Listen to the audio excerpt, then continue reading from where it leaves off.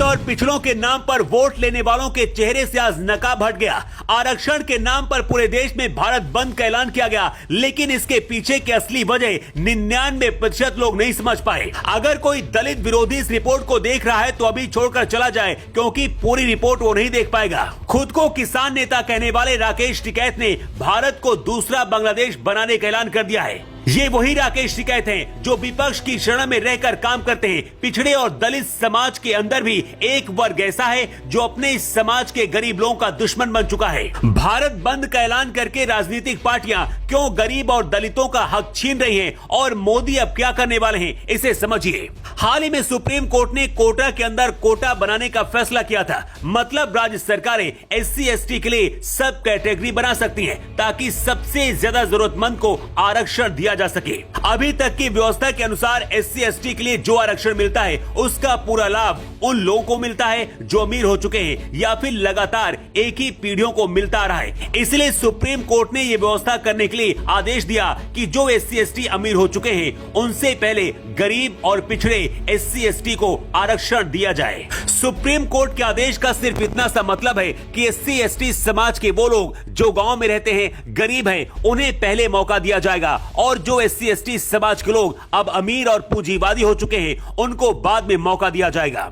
लेकिन अब SC/ST के पूंजीवादी लोग ही अपने समाज का गला घोटने के लिए भारत बंद का ऐलान कर दिया है। बाबा अम्बेडकर भी समाज में समानता चाहते थे, लेकिन अगर वो आज जिंदा होते तो वो भी शर्मिंदा हो जाते। राजनीतिक पार्टियां अपने फायदे के लिए फैसले लेती हैं, लेकिन सुप्रीम कोर्ट ऐसा नहीं करती है। सुप्रीम कोर्ट ने सिर्फ SC/ST के गरीब बच्चों के भविष्य के लिए फैसला किया, लेकिन विपक्ष और पूंजीवादी SC/ST समाज के लोग नहीं चाहते कि उनके समाज के गरीब आगे बढ़ पाएं। अब ये तस्वीरें देखिए, देश के अलग अलग हिस्से की है जहां भारत बंद का ऐलान किया गया। SC/ST समाज, पिछड़े और गरीब लोगों को भड़काया जा रहा है ताकि वो सड़कों पर उतर आए, जबकि सुप्रीम कोर्ट SC/ST कोटे में एक क्रीमी कोटा बनाकर सबसे पिछड़े SC/ST लोगों को आगे लाना चाहता है। भारत बंद आंदोलन करके इस कानून को पलटने के लिए विपक्षी पार्टियां मोदी सरकार पर दबाव बना रही हैं। ऐसा हो सकता है कि मजबूर होकर ये फैसला मोदी सरकार पलट दे, लेकिन अगर ऐसा होता है तो SC/ST समाज के पिछड़े लोगों के साथ ये सबसे बड़ी नाइंसाफी होगी, और इसमें पूरा विपक्ष यहां तक कि मायावती से लेकर चिराग पासवान तक शामिल है। भारत बंद का जहां कांग्रेस से लेकर अखिलेश यादव, चिराग पासवान जैसे नेता समर्थन कर रहे हैं, तो वहीं जीतन राम मांझी जैसे लोग अपने समाज को बचाने के लिए लड़ रहे हैं। केंद्रीय मंत्री जीतन राम मांझी ने कहा है कि वो इस भारत बंद का समर्थन नहीं करते, बल्कि वो इसका विरोध करते हैं।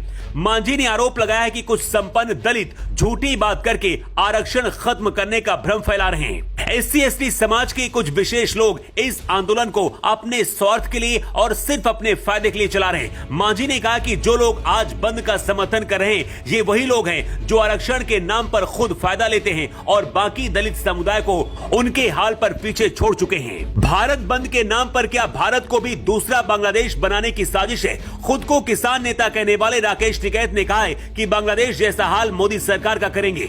ये वही राकेश टिकैत हैं जो विपक्ष के चरणों में बैठकर भक्ति में लीन रहते हैं। देश के अंदर, इस समाज के अंदर नफरत फैलाने की कोशिश की जा रही है। आज भारत बंद में जो लोग उतरे हैं उनमें से 99% लोग विपक्षी पार्टियों के नेता और कार्यकर्ता हैं, और वो गद्दार SC/ST के कुछ अमीर लोग हैं जो अपने गरीब भाइयों से उनका हक छीनना चाहते हैं। अगर अभी भी SC/ST समाज नहीं जागा और नहीं समझ पाया तो आगे भी इसी तरह से उनका फायदा ये राजनीतिक पार्टियां लेती रहेंगी। मोदी भी शायद आज खुश होंगे, क्योंकि भारत बंद करके और SC/ST समाज के पिछड़े लोगों के खिलाफ जाकर विपक्षी नेताओं ने अपना असली चेहरा दिखा दिया है। क्या अभी भी आपको लगता है कि SC/ST कोटे पर सुप्रीम कोर्ट ने जो आदेश दिया उसे पलटना चाहिए?